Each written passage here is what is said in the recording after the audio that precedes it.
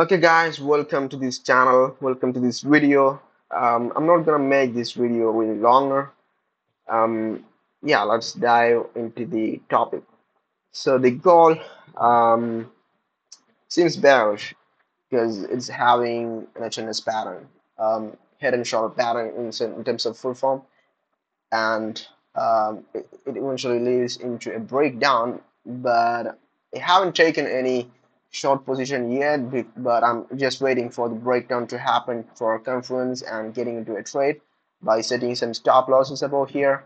Um, if it breaks with a huge volatile move, then it could be a stop loss point, and if it's a less volatile point, then this or this level by ignoring the wick, because this is the on dot chart and this is not the exact points what you get on the commodity exchanges that you're trading the gold.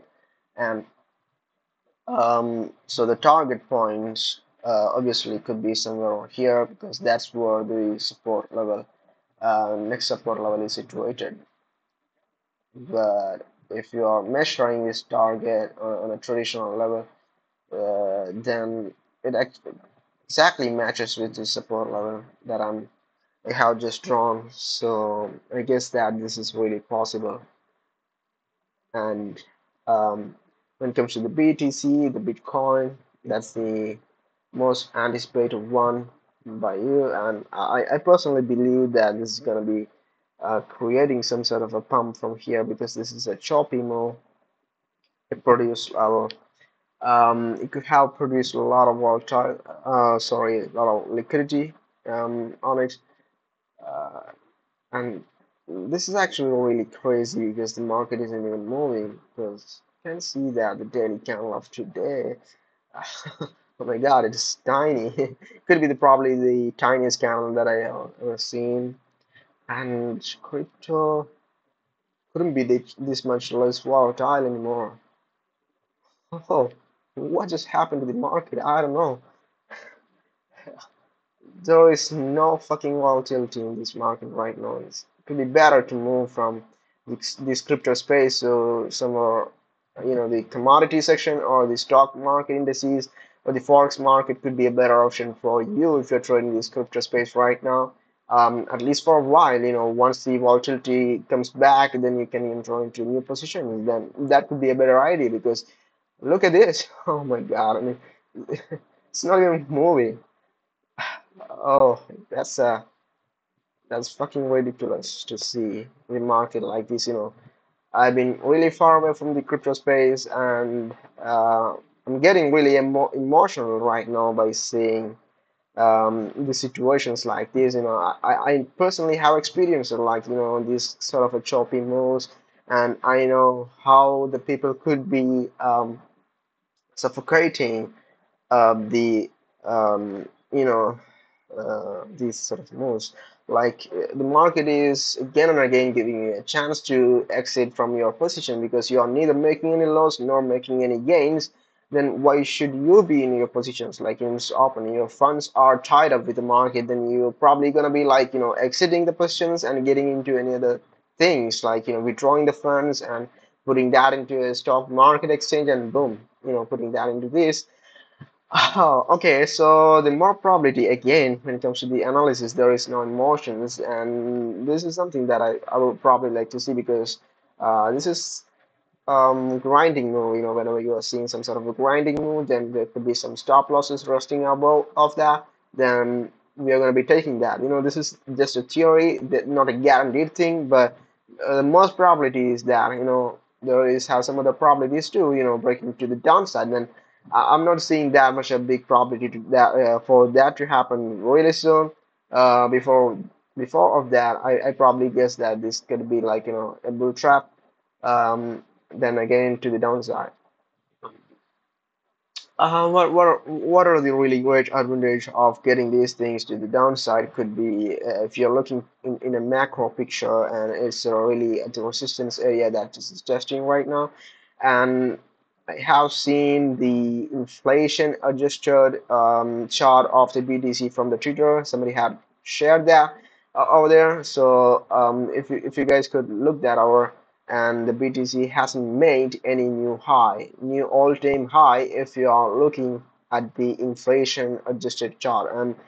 This thing you're seeing, like, the BTC has made a new all-time high. It is not a real thing, because when it comes to the adjusted inflation, it hasn't made that. That's what they're claiming about. And the thing about is that, I'm really looking forward to the downside, like a 47 something. And if it could create some pattern like a cup and handle pattern, then it can break to the upside. That's a good thing to be happen. And the another possible thing is extending, getting this choppiness extended for a few more months, like, this is called a triangle pattern.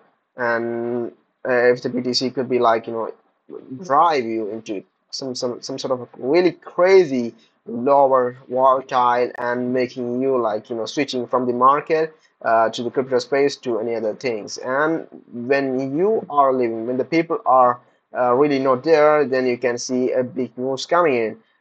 That's what happens, and that moves drives some sort of emotions, like, the FOMO and many other things into the people, and that brings them back into the market. And that's all about it.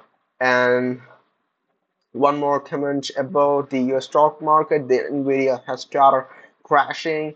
Not a big crash, but it at least giving some sort of a retracement. But I think that it's already topped in, because the AI boom. Some, yeah, I mean, everything. Nothing is gonna be like, going all the time up, and there should be some time for every stocks to get some retracement, get some reversals. Yeah, everything goes up, it should get down, even in life or in the stock market. That's a common principle that everybody should listen to. So this Japanese yen, I had shared this chart of a rolling bottom pattern, and I think that's exactly just played out really well. And the Bank of Japan has a really good possibility for making some intervention into the Japanese yen. If they are doing that, then the all JPY is going to be, not it's not gonna happen. I think that personally, I do believe that this time they're going to be. Um, there is no chance for them to intervene this time. That's what I think, at least for a while. But what if they do? Then the Japanese yen is gonna be, like, going up, and otherwise, this old JPY is gonna be flying up. That's the most probable thing that I'm seeing right now, at least for this sort of a bottoming pattern that I see right now. So I guess that we have covered all of these major updatable things, crypto, gold, and yeah, for a while we have to look for the US oil. That's been something that we all have traded some time before. So, oh my God, the last trade that I took on the gold was here, this one, and I'm sure this thing. So this looks me like a rounding bottom or something.